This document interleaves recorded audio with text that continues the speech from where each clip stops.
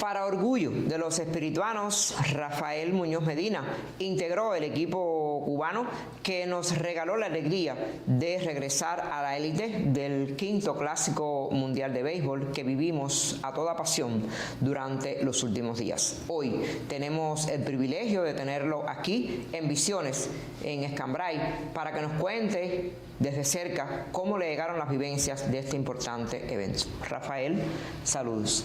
Un saludo para la afición espiritual. Bueno, lo primero es conocer cómo te llegaron las vivencias esenciales que te dejó este clásico.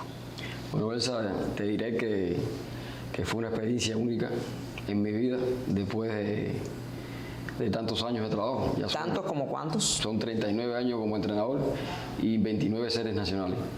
Creo que eso fue una cosa muy linda desde que hicimos el periplo de entrenamiento en Japón, que estuvimos alrededor de un mes. Ahí, bueno, tuvimos la oportunidad de intercambiar con varios entrenadores de equipos profesionales japoneses, ver las prácticas de ellos de entrenamiento. Nosotros entrenar en instalaciones deportivas con alta tecnología, excelentes máquinas de bateo, muchos medios de soportes de bateo, las jaulas, los trenes de bateo que ellos lo dicen, el batting team. Eso fue muy lindo.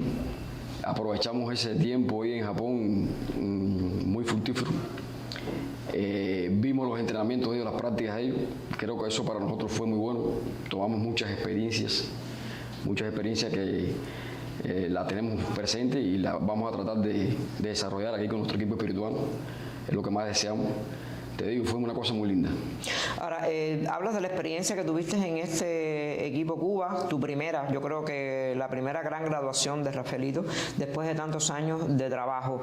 Pero ¿cómo adaptar entonces los métodos, las formas de entrenar en un equipo provincial, donde básicamente has estado, con esta alta tecnología y con estos grandes peloteros? Bueno, el colectivo de dirección, primero que nada, se dio la tarea, era un equipo complejo. Complejo en el sentido porque iba a estar formado por atletas nuestros que jugaron en la Serie Nacional y el torneo Elite, más otros atletas contratados en México, en Japón, y los atletas que se incorporaron de la LMB, es decir, que eran atletas que procedían de diferentes fases de preparación, muy difícil después para lograr hacer una preparación que aglutinara todo eso. Entonces, lo que hicimos fue individualizar, personalizar el entrenamiento, donde los compañeros cuando se incorporaban, conversábamos con ellos, nos retroalimentábamos de qué estaban haciendo, hasta dónde estaban, y así se hizo el proyecto de plan de entrenamiento para que cada uno hiciera lo que necesitaba de acuerdo a sus experiencias deportivas, peloteros de nivel, y acomodamos la fase de entrenamiento de acuerdo a esos aspectos. Ahora, ¿qué tan difícil es dirigir o entrenar a atletas que tienen un nivel superior y que de hecho no juegan en Cuba? Bueno, cuando nosotros nos dieron la tarea de coachar, primero que nada tratamos de hacer una valoración de qué teníamos que hacer, sobre todo en la parte de mi función de trabajo específica, que era el coaje tercera, donde yo tengo que las señas de ofensiva. Y bueno, nos dimos la tarea de retroalimentarnos, de conversar con ellos, y a medida que se pasaron los juegos y fuimos llevando la práctica, nos dio resultados. Creo que son atletas que tienen un nivel de profesionalidad enorme, muy disciplinados. Te agradecen mucho cuando tú los ayudas en algo, siempre gracias, profe. Al final siempre gracias, profesor. Creo que eso nos llenaba de regocijo y nos dio fuerza para seguir trabajando y ir cogiendo confianza como entrenador. Sobre todo confianza. Confianza. Porque desde lejos, bueno, a uno le parece que un poco que estos hombres que vienen con otro nivel, pues un poco son inalcanzables, porque no se les puede llegar. Claro está, porque es otro nivel de pelota, inclusive es la pelota del mejor nivel del mundo, los que juegan sobre todo en la liga de la MLB, y donde hay mucha tecnología, hay muchos avances. Nosotros tenemos que decir, nosotros como entrenador tenemos que seguirnos superando. A veces pensamos que porque tenemos años de experiencia o lo sabemos todo, no es así. Tenemos que irnos actualizando día a día, porque la tecnología cambia, las cosas cambian y a veces nos quedamos, como decimos en buen cubano, medio dormidos. Y no, tenemos que seguir superando, tenemos que ir cambiando, tenemos que seguirnos desarrollando, tanto los atletas como los entrenadores. Creo que necesitamos que los entrenadores se superen, que sigan estudiando. Hay cosas nuevas, te digo, aprendí muchas cosas de los atletas. A veces pensamos que no aprendemos los atletas y de los atletas aprendemos mucho. con el actuar de ellos, nosotros vamos ganando experiencia. Bueno, Rafael, coach de tercera base, en un evento que te obliga a tener los nervios siempre de punta, pero la cabeza fría. ¿Cómo asumir ese rol cuando tienes que decidir a veces entre la carrera que puede decidir un juego? Bueno, mira, el clásico nuestro empezó en China Taipei.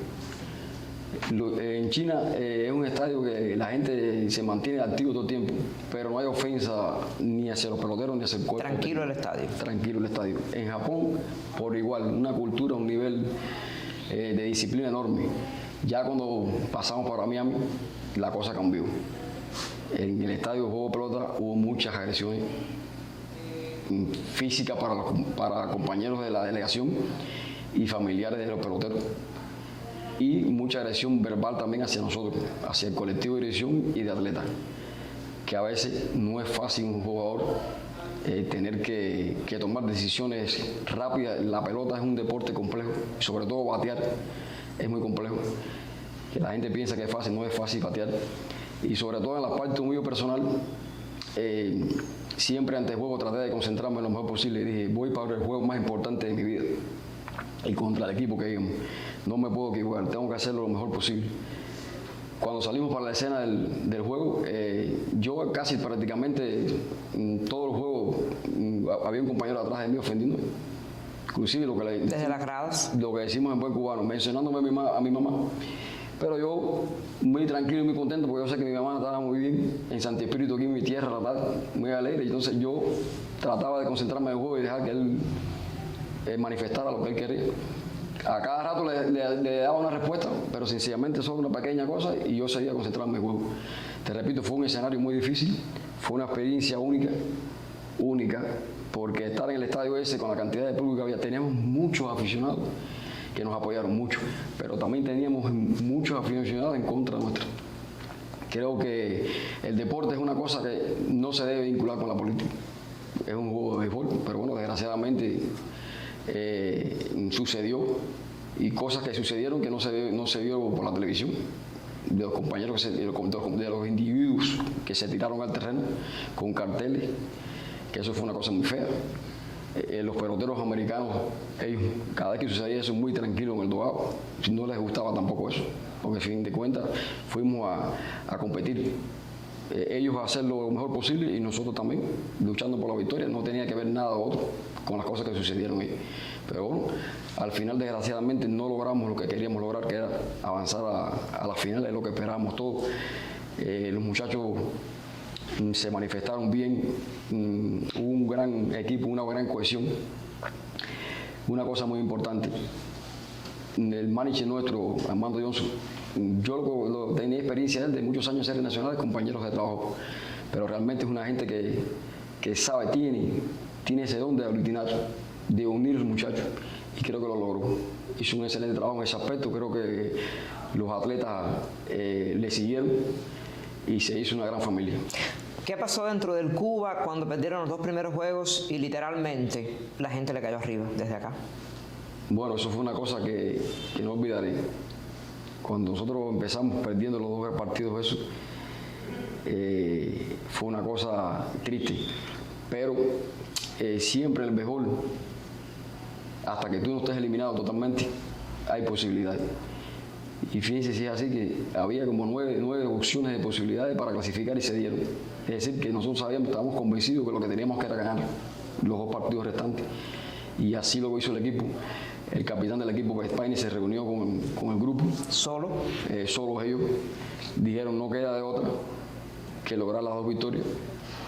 Y se alcanzaron. Y al final, bueno, nos dio el pase a la otra ronda. ¿Cuándo se convencieron, Rafael, que podían seguir avanzando después justamente de poder revertir el juego o el torneo en la victoria contra Panamá? No, ya después que ganamos los 2 partidos que nos dio la clasificación, ya el equipo cambió también su forma, su parte emotiva, ¿no? Sabíamos que teníamos que lograr la victoria en Japón.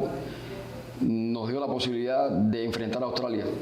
Para nadie es secreto que el equipo de Australia es inferior a Japón, eso es obvio. Entonces sabíamos que teníamos grandes posibilidades.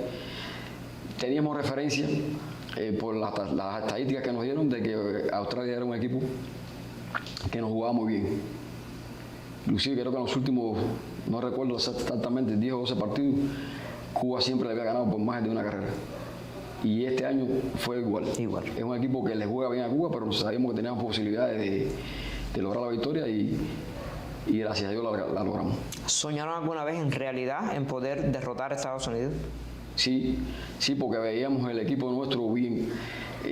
Teníamos conocimiento de que ese equipo de Estados Unidos, la gran mayoría de los jugadores, inclusive los del Dainó, son titulares en los equipos de ellos de MLB, con responsabilidad, peloteros, experiencia de calidad.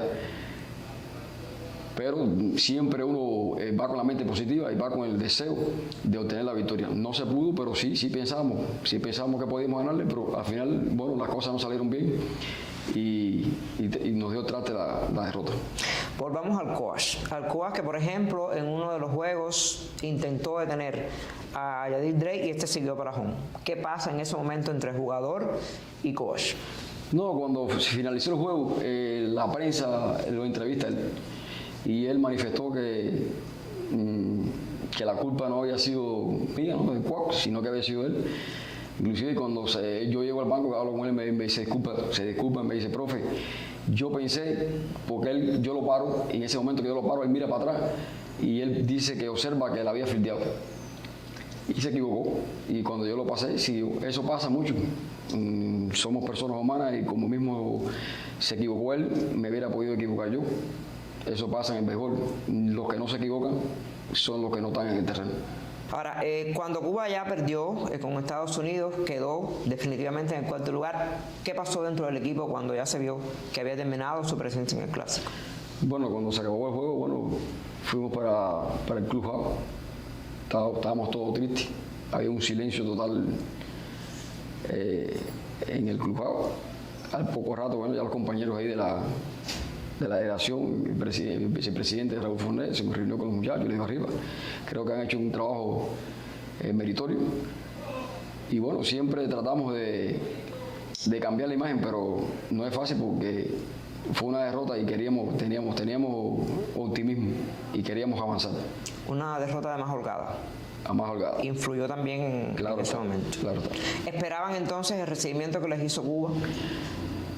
A pesar de no haber obtenido medallas. Cuando regresamos, sencillamente nos dijeron que iban a hacer un recibimiento. El presidente de la República iba a estar en el aeropuerto y estuvieron las autoridades ahí. Pero después, cuando nos hicieron el recorrido por La Habana, realmente eso fue una cosa emocionante. No pensamos que iban a haber tanta gente en las calles en el recorrido que realizamos. Y después en la Ciudad Deportiva. Creo que eso fue una cosa muy linda, muy emotiva, donde tú ibas en la guagua y la gente te decía, ustedes son campeones, niños, adolescentes, ancianos. Fue muy lindo eso. ¿Cómo logró Cuba, con tantas personas diferentes, con tantas maneras de jugar pelota diferentes, ser al final un equipo? Bueno, te dije anteriormente que cuando empezamos la preparación, que se empezaron a convocar los atletas de diferentes lugares, ¿no?, de México, de Estados Unidos, los que jugaban en México, en Japón. Pensamos que iba a ser difícil, pero no. Después se hizo una familia, todo el mundo se unió por las 4 letras. Fue una cosa muy linda y los compañeros que juegan al mayor nivel aportaron mucho de todos los puntos de vista. Bueno, ha sido un placer conversar con Rafael Muñoz Medina, integrante de la dirección del equipo Cuba, que acaba de obtener el 4º lugar en el 5º Clásico Mundial, para beneplácito de todos los cubanos. Cuba, de nuevo, en la élite de los clásicos del mundo.